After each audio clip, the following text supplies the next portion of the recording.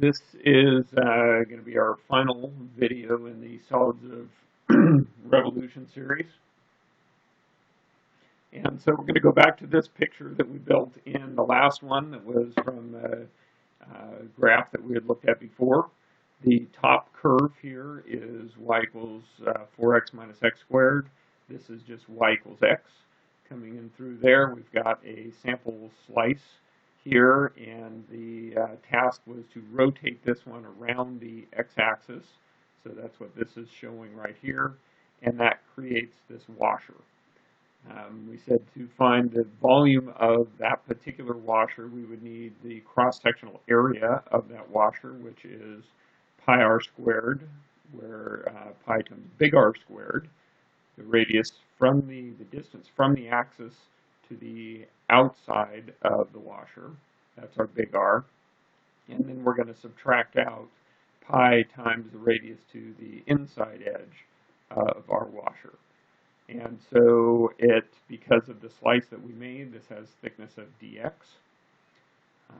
And so our little bit of volume here, I usually represent this with a dV, is going to be a little bit of volume is pi times the big radius squared times pi minus pi times the little radius squared times the thickness dx. We can factor pi out of there, so I'm going to shift everything over to this side. And we'll say our dV is now pi times the big radius squared minus the little radius squared times dx. But what is our big radius? Well, our big radius was the distance from the axis to this point on the top curve, which is 4x minus x squared. So our big radius is 4x minus x squared. That's the y value that we're going to get from up there. So our change in volume is now pi times the big radius, which is 4x minus x squared, minus the little radius, which is the distance from the axis to the inside curve, which is just x, y equals x,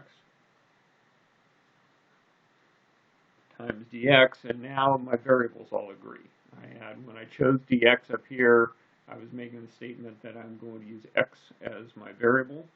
So now those are all in there. I could do some simplifying in there, but that's just going to be the area of that one washer. And what I want is, or the volume of that one washer, and I want to stack all those possible washers together. Well, I stopped here in my animation to figure out, a sample place where I was going to make this, but I could have chosen that in here. I could have chosen in here to make my sample slices. And so to add them all up, I'll use my calculus. And in terms of x's, my first slice that I could possibly make was when x was equal to 0. And the last one was going to be out here when the x was equal to 3. And so I will do pi times the definite integral from 0 to 3 of 4x minus x squared minus x squared. We know how to do the calculus from there, but that's how to set it up and find the overall volume with a washer method. If it had been a disk method, then this minus little r squared wouldn't have been a part of it.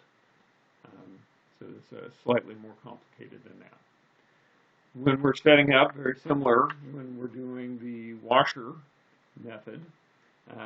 Again, my choice was made to slice vertically, so my thickness was dx, and that says all my variables need to end up having a variable of x. And I've got r, and I've got the y on the top and y on the bottom. Those are pretty easy to figure out. My top y function was the 4x minus x squared, and the bottom y function is just the x.